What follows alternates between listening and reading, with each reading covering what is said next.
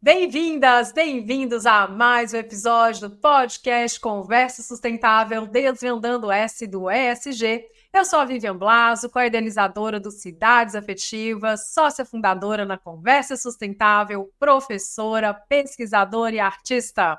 E hoje nós vamos conversar com o professor, poeta e psicanalista Edmilson Felipe. Vamos discutir a série da Netflix Bebê Rena, o drama real por trás de uma personagem e o impacto de retratações não autorizadas na vida das pessoas reais. A personagem da série é inspirada em uma mulher que o escritor e estrela da série, aclamada pela crítica, Richard Gart, diz ter assumido o controle de Bebê Rena. É uma minissérie da Netflix baseada na história real do comediante escocês Richard Gart. Essa série, ela passa aí toda uma trama que está relacionada também a como as pessoas se tornam, às vezes, aí vulneráveis em relação aos seus sentimentos e às suas emoções. Os dois, então, começam aí a se envolver num relacionamento que rapidamente se torna uma obsessão sufocante, que afeta cotidianamente a vida de ambos. A Marta começa a visitar o Donnie no trabalho todos os dias e a persegui-lo implacavelmente e a inundá-lo com comunicações incessantes.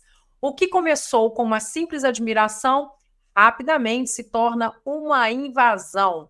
E aí a vida cotidiana começa a ficar realmente muito complicada. Bom, a série mostra como a vítima de um abuso pode acabar levando para sempre consigo o abusador, caso não receba a atenção psicológica adequada. Edmilson Felipe, chega para a conversa. Tudo bem, estamos aí, vamos conversar. Eu acho super pertinente essa temática, porque é a temática contemporânea, é o que nos movimenta hoje, né? Falar das redes sociais e falar dessas relações cada vez mais constantes e cada vez mais abusivas num determinado contexto. E eu acho super válida a proposta, então vamos aí, vamos conversar. Muito bom. Então, Edmilson, eu queria que você começasse a falar qual que é a importância, então, da série para tratar do contemporâneo, esses enfrentamentos que estão relacionados às afetividades. Bom, é uma série que foi produzida justamente envolvendo um caso real. E eu acho que é importante a gente falar isso, porque hoje em dia nós estamos todos, né, todos nós, de uma maneira ou outra, uns mais, outros menos, inseridos, né, eu costumo chamar virtualidade real e realidade virtual, ou seja, uma sociedade em rede, em que as pessoas estão cada vez mais envolvidas e postando, né, as suas inquietações, as suas produções e tudo isso, e também um espaço em que se conhece muita gente. Então, você tem seguidores, você tem admiradores, você tem pessoas com quem você se relaciona, e a série mostra justamente isso, por conta de um cenário, né, de uma solidão, né, da personagem. Ela tem a atenção devida do menino, né, que trabalha num bar, né, e ele acaba se envolvendo também com ela, e a relação vai ficando aos poucos, né, cada vez mais tóxica. Por quê? Porque ela tem o contato, né, do celular, ela tem esse dispositivo, e ela começa a mandar mensagens e começa uma série de perseguições. Quer dizer, do ponto de vista clínico da psicanálise, nós podemos falar aí de um sintoma. O que nós estamos percebendo hoje? Que existe cada vez mais, né, a figura da pessoa que fica perseguindo, do stalker, e a pessoa fica a todo momento, né, vigiando os passos dessa pessoa numa realidade virtual, numa virtualidade real, e isso incomoda muito, porque a relação ela vai ganhando uma conotação que é muito menos de afetividade e muito mais de controle. Então, numa sociedade de controle, você tem cada vez mais a vigilância das pessoas. Então, assim, parece alguém poderia fazer uma outra série no meu stalker favorito. Por quê? Porque as pessoas acabam cancelando, as pessoas acabam bloqueando umas às outras, mas isso é um fenômeno, um efeito a ser estudado. Por quê? Porque a todo momento você tem uma vida que se mostra de uma aparência e que não é a essência, uma vida que se mostra cada vez mais nesse cenário, e as pessoas estão seguindo umas às outras, e isso pode ser algo que gira em torno de um sintoma. Um sintoma que é saber o que a pessoa está fazendo, mapear onde a pessoa está, se preocupar com aquilo que é uma curtida ou uma visualização no story, quer dizer, tudo isso, todos esses fenômenos são efeitos da sociedade contemporânea e isso tudo pode, de certa forma, trazer uma angústia muito grande. Nós estamos falando de um mundo em que as angústias estão aí e as pessoas estão cada vez mais apavoradas com esse cenário da falta. Nas redes sociais, o que se percebe muito é essa ideia de o que falta e o que me preenche num determinado momento, num determinado contexto, e é uma fragmentação de tempo, né, uma compressão espaço-temporal muito grande, e as pessoas estão envolvidas cada vez mais com isso. Então, às vezes eu costumo dizer assim, uma curtida ou uma visualização no story já é a manifestação de que a pessoa pode ganhar o dia com isso. Quer dizer, é o resultado, é como que no século XIX receber uma carta, quer dizer, há uma proliferação de sentimentos, quer dizer, uma expectativa, é uma sociedade espetacular, é uma sociedade que vai criando expectativas e as pessoas estão envolvidas cada vez mais com esse preenchimento dessa falta. Então, existe uma angústia no contemporâneo que é nas redes sociais, né? O Byung-Chul Han, no livro A Sociedade do Cansaço, tem um capítulo que ele fala da pedagogia do ver. As pessoas estão aceleradamente postando aquilo que elas estão fazendo. Geralmente são coisas muito boas para convocar o outro a fazer ou a perceber o que ele está fazendo, ou também para que a pessoa se sinta um pouco diminuída porque ela não está fazendo aquilo que o outro está fazendo. Então você tem um desejo, e esses desejos eles acabam virando demandas, né? De uma sociedade em que o ritmo frenético é justamente este. E o tempo vai passando, as pessoas ficam horas e horas no Instagram, no WhatsApp, vigilante, Facebook, vigilante umas às outras, e o tempo vai se esgotando. Não é à toa que nós estamos falando que o tempo hoje é o tempo da timeline. Então você vê que tem uma expectativa, nós já estamos no final do mês de agosto, quer dizer, o tempo está passando muito rápido, as pessoas estão ouvindo as mensagens na velocidade 2 no WhatsApp, então existe uma volatilidade do tempo e, consequentemente, aquilo que se espera. Então, existe nessa espera uma expectativa que é a expectativa de frear um pouco essa angústia. Então, por isso que na série nós começamos a perceber que ela vai mandando mensagens a todo momento, como se demandasse do rapaz a atenção. Então, é uma demanda dessa falta de atenção. Claro que tem um momento na série que você fala assim, mas por que ele não bloqueia? Por que ele não faz isso? Porque também existe da parte dele um desejo de que isso aconteça. Então, a relação ela é abusiva, ela é tóxica dos dois lados, né? Nós estamos falando não só da intoxicação, mas da infoxicação, que é o cenário em que as redes sociais vão privilegiando cada vez mais esses contatos absurdos, né, e violentos. Por quê? Porque é ali que ela convoca o espectador e também o rapaz que trabalha no bar a participar daquilo que é a angústia dela, que é uma falta extremamente carente, e ela encontra justamente nesse rapaz a possibilidade de construir um cenário que é um cenário imaginário, que não é real. Então a imaginação vai ganhando uma força e a relação não se sustenta, porque é uma relação de vigilância. Então você não tem uma relação de afetividade, é uma relação de vigilância. E todos nós estamos inseridos nesse contexto. Claro que precisa haver sempre uma disciplina, sempre um controle, porque senão, principalmente os adolescentes, né, você tem cada vez mais um cenário de dependência. É uma dependência emocional e é uma dependência cada vez mais desse cenário, desse universo das redes sociais. Edmilson, isso me faz lembrar também, né, assim, a própria história do parecer ser, né, porque as redes sociais, ela projeta possibilidades de múltiplos eus, né, e isso do ponto Sim, de vista clínico também tem implicações, né. exatamente, porque é uma subjetividade fragmentada. Eu citaria até o filme aqui, Fragmentado, que é um bom filme para se ver também, o quanto que você tem as personalidades múltiplas.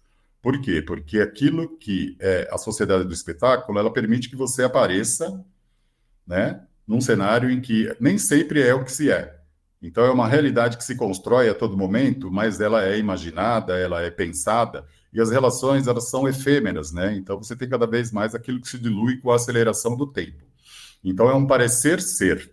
Na verdade, uma subjetividade que está cada vez mais fragmentada, e isso torna as pessoas e também a personagem da série numa figura muito triste, apresentando muitos sintomas, né, dessa solidão que ela escapa, mas ao mesmo tempo ela tenta preencher esse vazio com muitas possibilidades e ela vai a todo momento ganhando forma e transformando a relação dos dois numa relação absurda, né, de violência e de um contexto em que não existe afetividade. Então, sempre prima-se pela aparência e não pela essência. É uma subjetividade que está cada vez mais fragmentada dentro de um contexto em que há muito sofrimento. Então, os sintomas, para a gente pensar do ponto de vista da psicanálise, né, são estes, né? Como que a pessoa consegue capturar o outro e ser capturada também.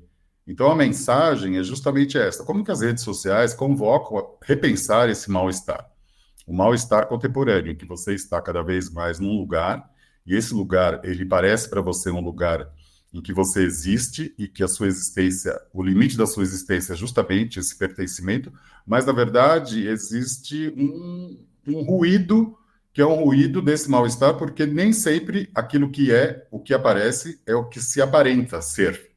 Então, você tem aí um conflito, e esse conflito existencial deve ser repensado e redefinido nas redes sociais. Ô Edmilson, e aí pensando assim em termos práticos, né? Quais são os caminhos para que pais e mães fiquem atentos, amigos e amigas, relacionamentos, né? Para que a gente possa ter saídas, né? Possíveis para sair desse mal-estar, né? Quais são os caminhos, assim, do ponto de vista da psicanálise, do ponto de vista das artes, né? Você que é poeta também. Quais são as saídas possíveis? Olha, são muitas saídas. Eu acho que é importante. Eu vi uma matéria outro dia que os pais eles devem estar sempre vigilantes, porque um garoto com o celular, ele pode, do outro lado, não se sabe quem está falando, ele pode entrar numa armadilha, numa coisa muito é, é, não muito valiosa, uma coisa, né, perigosa para essa subjetividade. Então, os pais eles precisam ficar atentos com o que ele comunica, mas também os pais precisam ter essa dimensão que a lógica, se é que a gente possa falar numa lógica, é a lógica do lúdico, né, e do brincar, porque muitas vezes, por não ter tempo, os pais fornecem esse dispositivo como se o menino tivesse tempo para ele deixar ele trabalhar ou fazer outras coisas, outras reuniões e tal, e o menino fica ali sozinho.